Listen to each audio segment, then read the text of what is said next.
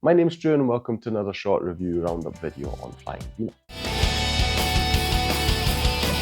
So today I've got 3 shows in store for you. 2 of them are by Netflix, 1 of them is by Disney+.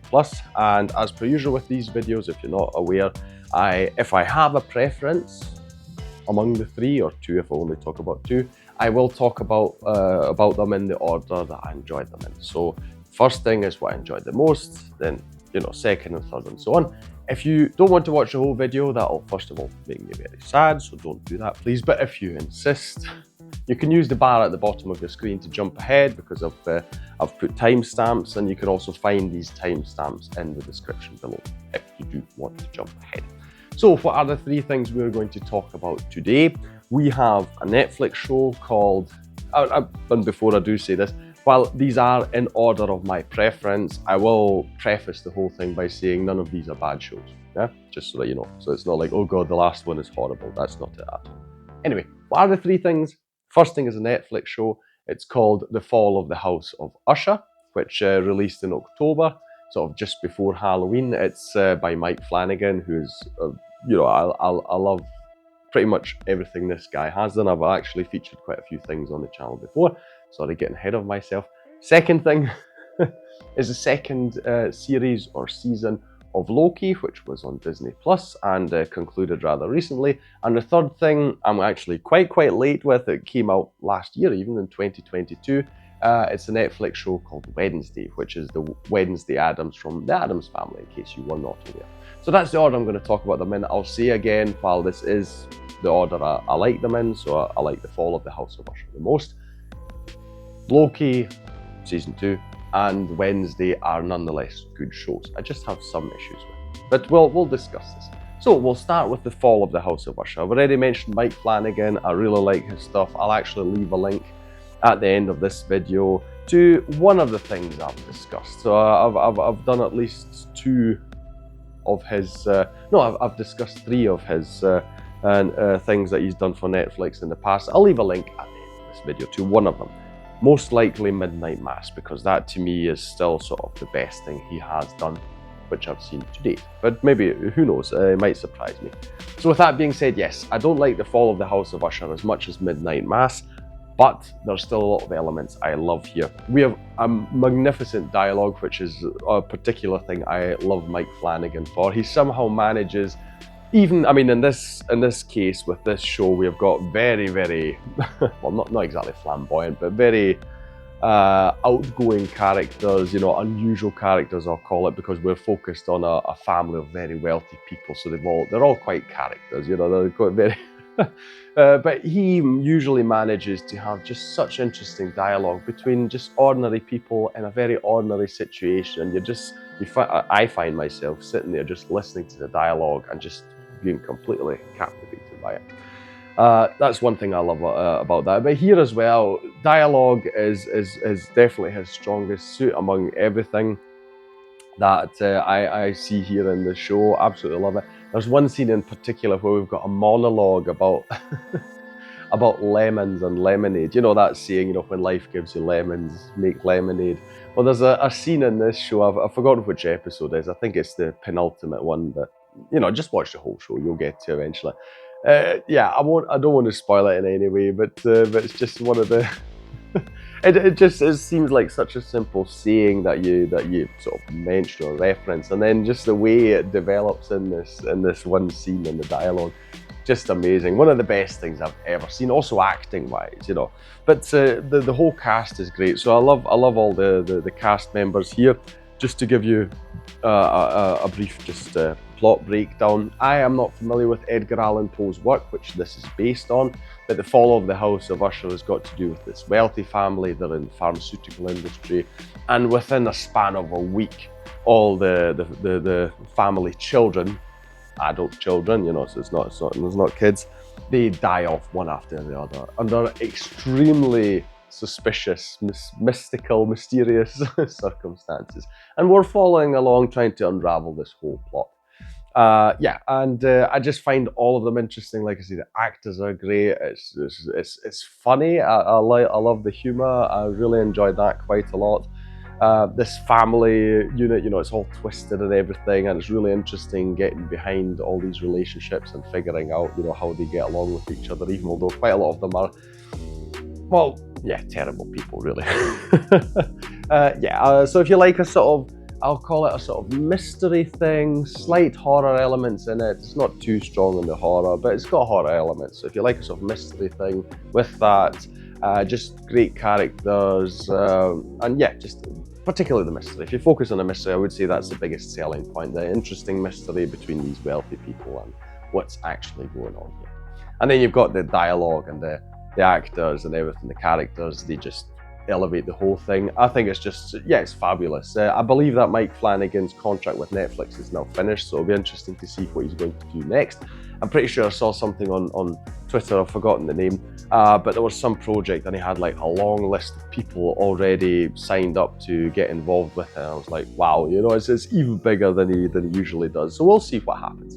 One thing I do need to mention just in closing is we've got Mark Hamill here. He plays the family lawyer and he's just great. He is just evil. He's almost like a robot because he's so dead set on being efficient.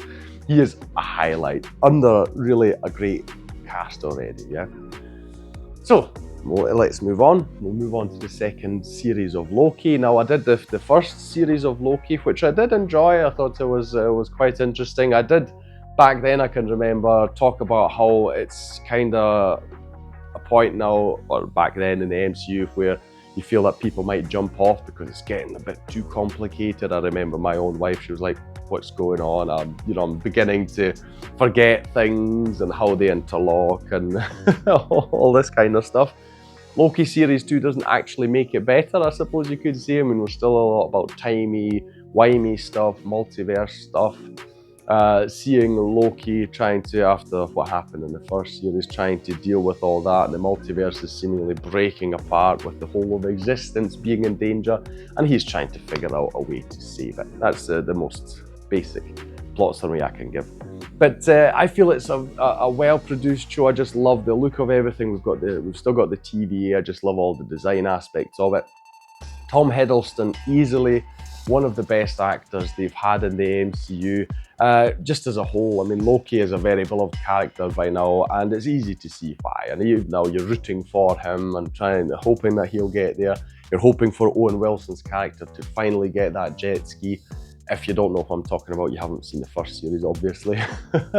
The characters are great. I enjoy the writing. It's a bit hit or miss. There are episodes in here that I like, some that I don't like. I'm not going to mention them because it would be spoilers, particularly to what's going to happen in the MCU. I'm still a bit on the fence about that, but I mean, there are rumours already that they're going to go in a completely different direction, going to change gears. We'll have to wait and see. But overall, I still feel it's a very strong show, so the first and second season together, especially because they're just 6 episodes each. I feel like there's a lot to like here. Obviously, if you're an MCU fan, but even if not, if you like sort of timey-wimey multiverse stories with just fun characters, I feel that, you know, Loki will be filled with a lot of joy for you. Third thing we're going to talk about is Wednesday. As I mentioned in the intro, this is Wednesday Addams from the Addams Family. So Netflix made a series with Jenna Ortega starring in a role. And I mentioned a short while ago when I was talking about another film that she was involved with. She seems to be becoming this sort of new horror queen or something, because she seems to be everywhere in all sorts of franchises and films and shows, and very, very popular. IPs, as they like to call them nowadays. You know, we don't call them franchises anymore. It's all about IP, you know, the intellectual property. But I'm still quite shocked to this day. If you didn't know, Wednesday is actually one of the most successful shows that Netflix has ever made. Heard of Stranger Things? Probably. Did you know that Wednesday is actually more popular and watched more than Stranger Things? I couldn't believe it, because frankly, you know, Stranger Things, I've got a real love for it now. It's so good. And then you've got Wednesday. But, you know, that's what the world's decided. They turned this into this spectacle. I mean, went a bit viral with some dances, etc. But still, it's at a level where the only thing that's been watched more is Squid Game. So that is just crazy. Anyway, we see her starting off in school, where she's kicked out of her high school because of an incident, because if you know the Addams Family, that will not surprise you. and she's taken to, what's it called? It's been a while since I watched it now, a few weeks. It's Nevermore, I think it is. It's a school for, well, just, people like the Addams family who are, let's call them not natural. Yeah, so you've got werewolves and you've got sirens and all sorts of people, and they all come together there. Yeah, and so it's a supernatural school, basically. So it's got a bit of that Hogwarts feeling, I suppose you could say.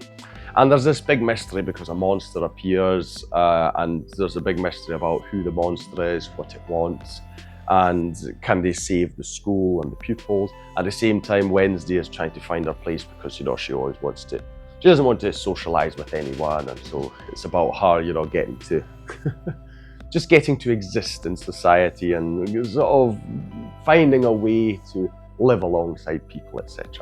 And generally speaking, it was quite enjoyable. I loved the imagery, the production values, all these kind of things.